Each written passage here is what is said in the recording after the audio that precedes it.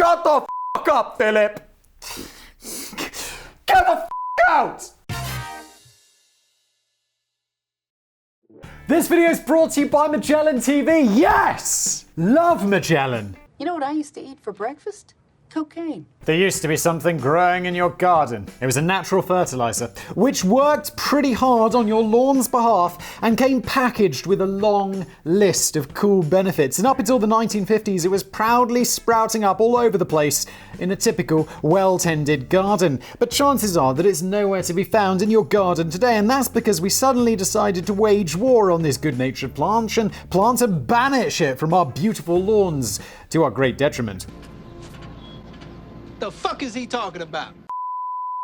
Why? Because we were being taken for a lawnmower ride by devious companies who created a problem and then helpfully sold us a solution. And this kind of behavior has been a growing trend ever since. It's an idea rooted in the classic theory that the modern consumer has about the same level of intelligence as a moon cactus. Danny, what is a moon cactus? And hello there, welcome. You're watching another episode of Brain Blaze. Yes, that's right. My name is Simon. What happens here is Danny writes me a script. Regular viewers will be like, what's up with the iPad, Simon? Where's the paper script? Well, I ran out of computer paper, didn't I? He'll write it, I'll read it, making a little bit more shit, and then Sam will add in some of the finest vintage memes that, honestly, you've ever seen. You think you might have seen vintage memes before? Oh no. Oh no. Oh no. Just wait for it.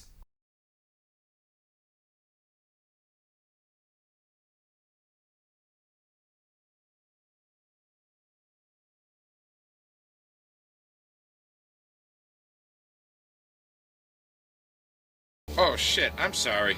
Still, what the fuck is a moon cactus? Oh my god, no. We'll make a return visit to the garden in a moment to dig up some dirt on that story first, but here's a much more typical example of a business acquisition which appears to follow the same kind of gnarled knowledge, gnarled logic. I know it's gnarled logic, but why must we have a silent G? Who the f*** invented silent letters? Why is it a knife? What the f*** English? Daddy, chill. In August 2021, the British pharmaceutical company Vectura Group. Sounds like it. I feel like pharmaceutical companies, and like there are some companies which make which have like the most generic supervillain sounding name. Ventura Group. It's like, oh my god. What do you make? It sounds generic. And ironically, it's not generic, because generic medicines are cheap versions. They're probably like, no, boy, is this not generic. This is $4,000 a pill. You don't want cancer anymore? $4,000 a day, please. Allegedly, I saw a Vice documentary, I think it was Vice, it sounds exactly like something Vice would do, about people who couldn't afford these drugs. They went over to China and they were like, yo, China, can you just make this drug for me? Just like in a big lab. I know it's totally illegal. Can you just do this for me? Because I can't afford this money and I don't want to die. And Chinese labs were like, yeah, sure, why not? We'll put it together and we'll just sell it to you in a giant bag. And I'm like, I mean, allegedly, 100% allegedly, f***ing awesome.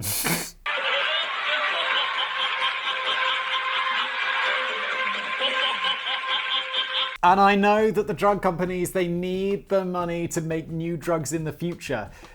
But I mean, there's no good solution, I know that. Just let's carry on. There's no good solution, there really isn't. The Chippenham-based business, which specializes in developing a range of inhalers to treat conditions such as asthma, emphysema, and chronic bronchitis, are on the brink of accepting a lucrative buyout worth over $1.2 billion. And if you read the title of this episode, you know who the buyer was. Yes! Philip Morris International, baby! Or PMI. Wait, I thought it was Marlboro. Wait, Philip Morris are like the Disney of smoking, aren't they?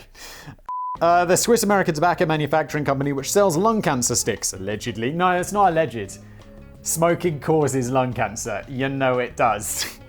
Most notably Marlboro. In over 180 countries. They might sell you the very same things that either cause or trigger many of these lung diseases and symptoms, but now PMI are also hoping to sell you the cure, or at least some relief. It's quite a touching gesture in a way. No, it's not. It's like me kicking someone in the leg, breaking their leg and being like, I am also a doctor. I'll fix up that leg for you. It's just $1,000. There's no way in that situation that you're not a huge dickhead. That's just, you're the dickhead. No question about it. Allegedly, Philip Morris International. Massive dickhead company, allegedly. In my opinion. In the opinion of someone who might be me. How many layers of protection can we get from the scary lawyers at Philip Morris? Oh! Philip Morris International. It looked for a while as if the US private equity company Carlyle might be the ones left pushing the inhalers as they put in an offer of around £958 million to buy Vectura at £1.55 per share. Some of them may have argued that this was a better fit, but Vectura appeared to be more tempted by PMI's offer of £1.66 a share or $1.2 billion. Yeah, of course they're tempted by it. It's £250 million more. I mean, I'm fairly sure that that's a large amount of money. The board was happy to recommend this bid to shareholders on the grounds that PMI's commitment and financial resources will lead to improved research and development. That's sort of corporate speak. I'm just immediately like, what did I just read? It means absolutely nothing. But naturally, not everyone is happy with the idea of the biggest tobacco company in the world cashing in on an illness which they helped create. Yes! Anti-smoking charities describe this proposed deal as an unresolvable ethical conflict. If you like pina coladas and getting caught in the rain. I've had that song in my head for days. I don't know why, and I'm just using it to fill time as we get to the ad read. Don't skip ahead. I see you skipping. Don't touch that right side of the screen with a double tap to skip ahead 10 seconds. This ad will be about 90 seconds long, so you'd have to do it around 9 times. You're welcome, but don't, please.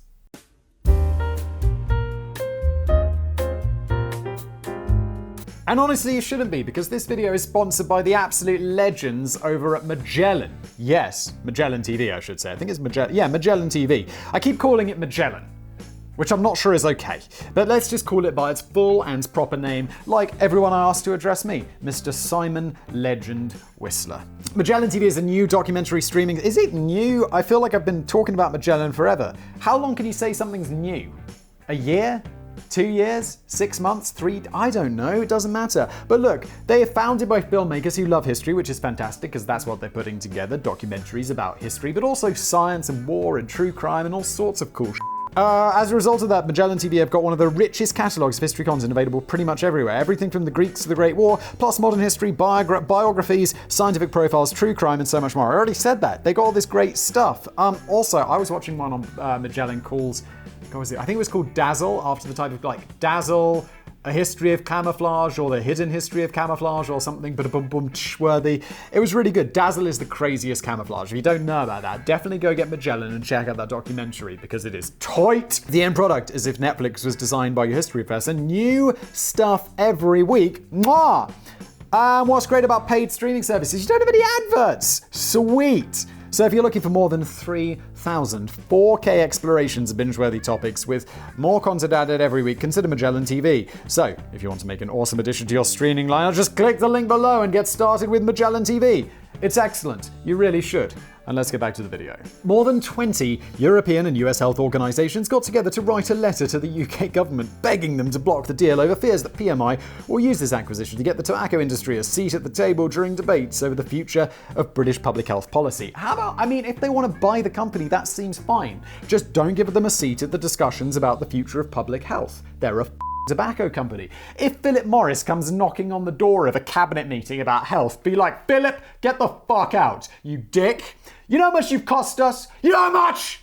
And Philip will be like, guys, but the taxes you put on cigarettes more than pay for it. He'd be like, shut the fuck up, Philip. Get the fuck out. You trying to kill us? That's ridiculous. The letter also expressed concerns that the world's top lung researchers and scientists may point blank to refuse work for a health company owned by the Marlboro man on principle. Yes, however, I think those scientists will be like, whoa, I need like £5 million to do this groundbreaking research into this type of lung thing. And the Marlboro man is like, yo, here's that £5 million. No strings attached. The scientist should be like, okay, cool, because I really need that money. And if the Marlboro's man's like, yo, and I need that study to show that smoking's actually healthy for the lungs and restores them. In fact, smoking menthols is it makes you better and more attractive. And then the scientist should be like, you, get out. It looks as if the UK government put the letter through the shredder and then popped back to the Groucho Club for a spot of lunch and a few fat Colombian cigars. Why are we smoking Colombian cigars? Wouldn't it be Cuban cigars? I once smoked a Colombian cigar. It wasn't very good. I think it's a funny story, but a friend of a friend went to Colombia and brought back cigars, being like, guys, I got these Colombian cigars. And they're like, What the hell is even that? you know, it's Cuba that's famous for cigars. Ah, f***. Just the day before writing the script, it was confirmed that PMI had already snapped up 22% of Vectura and plans to make further market purchases within the very near future. Oh, it's a public company, so they can buy it anyway. In their defense, PMI seem to be making sure that this is just one more step on their bold commitment to a smokeless future. They've already pledged to stop selling Marlboro cigarettes in the UK within the next decade. Yeah, but they'll still be selling Marlboro Lights. And have invested over $8 billion in developing new, allegedly healthier alternatives, such as the intriguing new IQOS electronic device, which uses real tobacco but heats it rather than burns it. Those are very popular. I see those around. People are into that. Maybe it's really good. Maybe I should try it. No, just joking. Don't do that. It's still bad for you. Joke's on you, I'm into that shit. So perhaps PMI have learned the error of their ways after only 175 years of generating billions of dollars from flogging death sticks, and they're now keen to make amends. No, they're a giant company. They're profit-driven. They're not like, oh man, we feel really bad for that 175 years of selling cancer sticks. It's like, now we need to do something good. It's like, no. The government are legislating the shit out of cancer sticks, and eventually they're going to go away. So we need to move into something to get all of our shareholders tons and tons of money.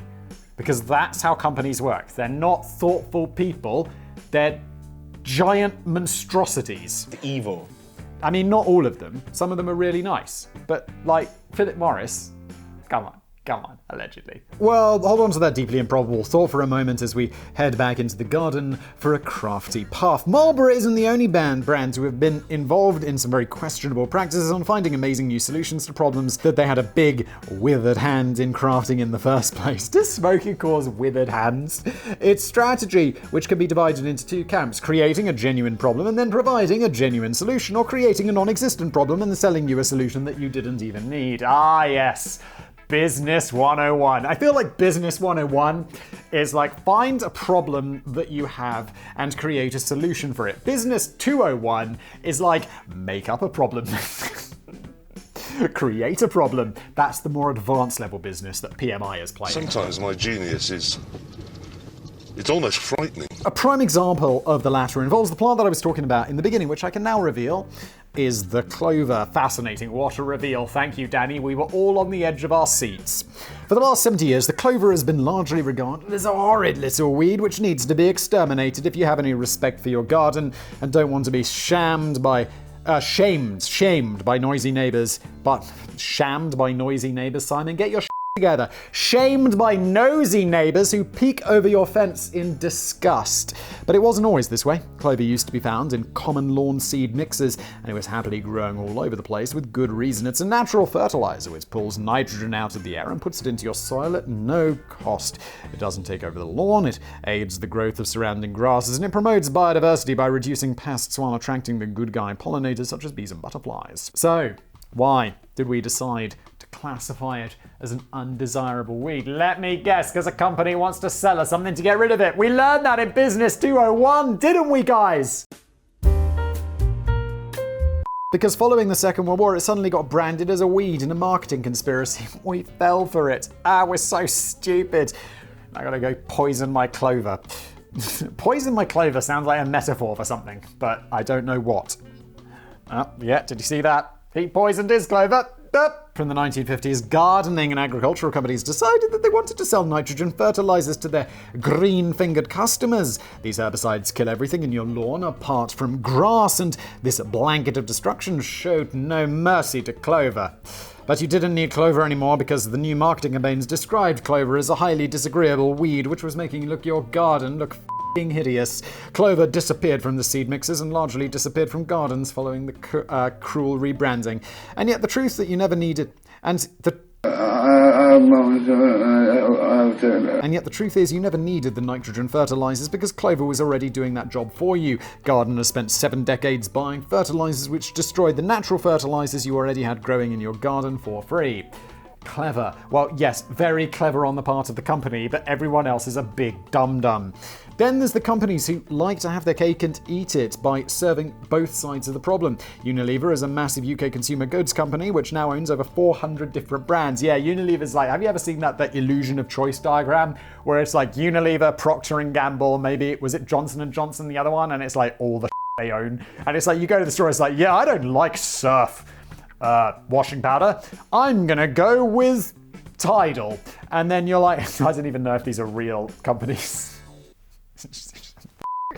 I don't know, it doesn't matter, but it's like, yeah, they're still both Unilever or whatever. They always are. What kind of garbage is that? Oops, my anarchy symbol. Many of which are likely to trigger either a heart attack or at least a diabetes warning. Their long list of naughty but nice brands include Ben & Jerry's ice cream, Popsicle Walls ice cream, pot noodles, and very possibly lard cakes. It can't have escaped Unilever's attention that some members of their target audience were now getting too porky to squeeze through the revolving doors of supermarkets to stock up on more of their delectable treats. So they came up with a shrewd new marketing strategy. In 2000, Unilever acquired the American company Slim Fast. Oh boy, is that a conflict of interest. It's like you could get Slims or you could buy our fatty stuff again in a cycle of bouncing back and forth between a healthy weight and an unhealthy weight. Brilliant. Great. This should be illegal. Now they were encouraging the customers to lose a few pounds with the brand's dubious shakes and bars and after gorging them silly on everything else that Unilever have been throwing at them for years. God, this is Business 201, isn't it? Love it! And let's not mention the scandalous behavior of the pharmaceutical companies over the last few decades. Well, let's maybe give them a very brief mention. There used to be a time when the powerful painkillers, opioids, were only ever prescribed to combat intense debilitating pain from very serious conditions. But Big Pharma didn't tend to make much money from that, and sadly not nearly enough people were in the world re-experiencing the kind of chronic relentless pain that would warrant an opioid prescription. Wait, it's not chronic relentless pain for opioids, it's temporary acute pain. Isn't it? I'm not a doctor, but I thought the point of opioids and the problem with opioids is they're not supposed to be prescribed for like chronic ongoing stuff unless it's like extreme ongoing pain, which is unusual. It's for like post-surgery. Like I had an operation and they had me on opioids. And I was like, yeah, it's just because you put a metal bar in my shoulder and cut me open. I understand it. I didn't like it. Opioids just made me terribly sick. But, anyway, maybe I must be... Danny! Danny, what the fuck, man? So, in the late 1990s, they decided to start pushing opioids as the one-stop remedy for everything and managed to convince healthcare providers that there shouldn't be much of a problem with potential addiction. Except, famously, there's going to be a huge problem with addiction. Like, heroin is an opioid. Oxycodone is an opioid. Fairly sure those are addictive. I've seen House. He loves his Vicodin. Back pain, opioids. Hangover, opioids. Itchy ballsack, boom! Vicodin, baby! The slight issue with this strategy is that opioids are actually incredibly addictive. What? Yeah, well, that's just like your opinion, man. And Big Pharma actually all they did here was whip up an opioid epidemic across the United States. That might sound a bit troubling, especially as he's reported to have been responsible for hundreds of thousands of deaths and millions of disorders and new addictions. But don't panic, help is at hand. The very same pharmaceutical industry that made a ton of money from creating an epidemic is generously now lining its own pockets with selling treatments for opioid addiction. Ha! Well, what a surprise! This is famous, right? Because opioids cause constipation.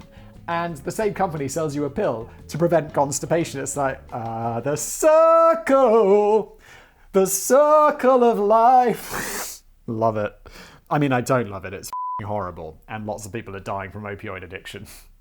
Let's not say the name because I don't want to get sued, but there's a giant family, very wealthy family, that John Oliver on Last Week Tonight, because he has the legal budget that HBO has absolutely ripped into, and you must watch. Not everyone involved will get away with it, though. Some of the companies involved have already gone bankrupt, while in July 2021, 4 of the giants of the drug and healthcare industry proposed a $26 billion settlement in a bid to finally resolve the thousands of lawsuits that have been getting lobbed in their direction. If the deal goes ahead, it will be the second biggest settlement in US history. Funnily enough, the biggest ever settlement in US history involved PMI and 2 other tobacco companies who in 1998 forked out a staggering $206 billion.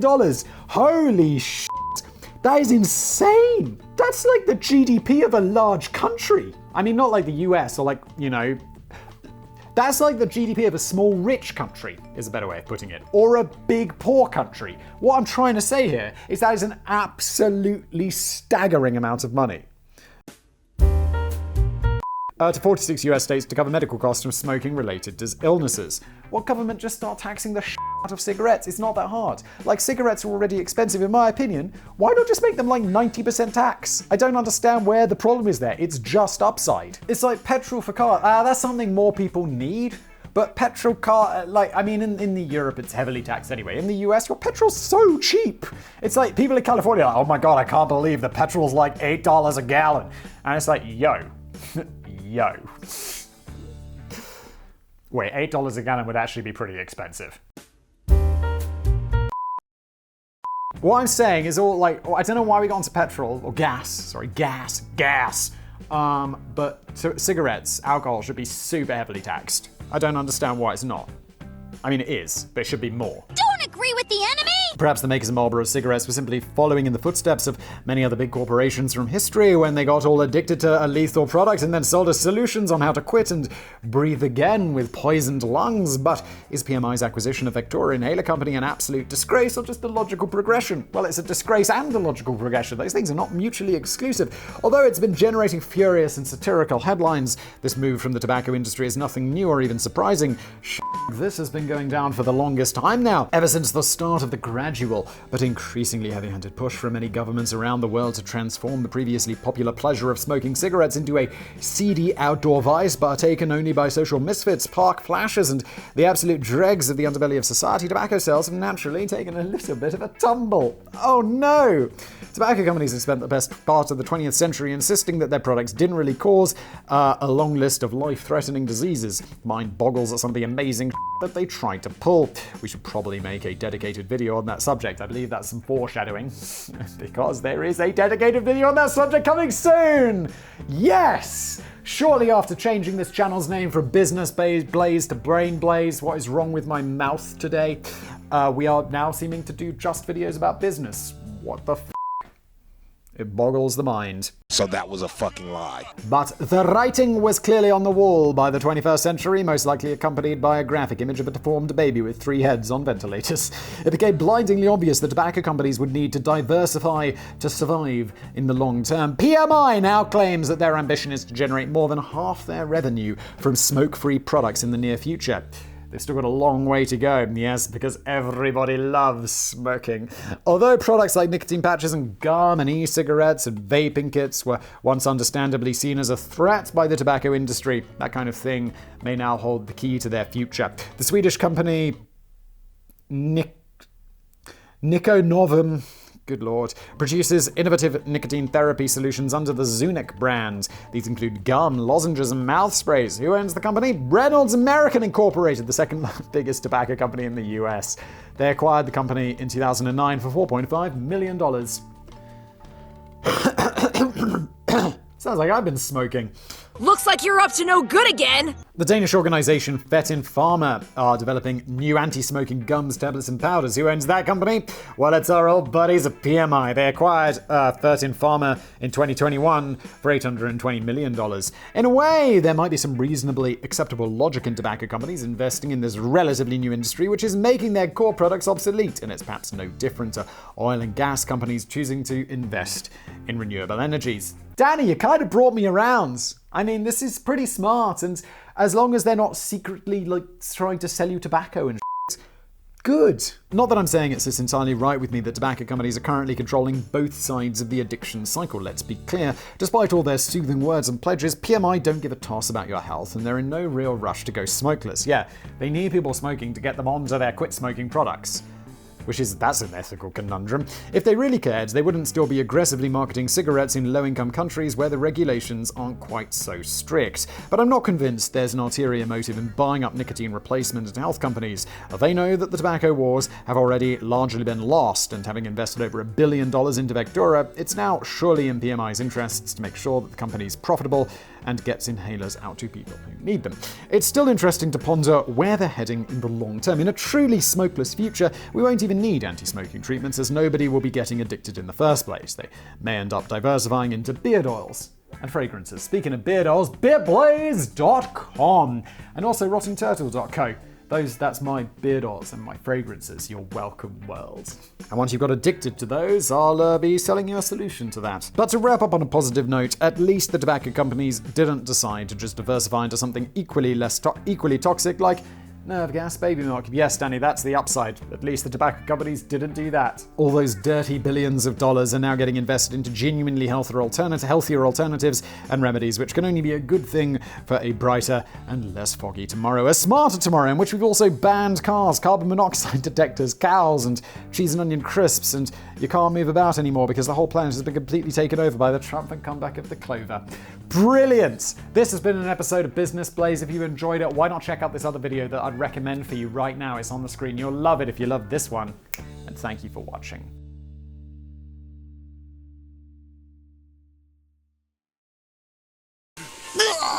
You trying to kill us? Oh, that's ridiculous. This place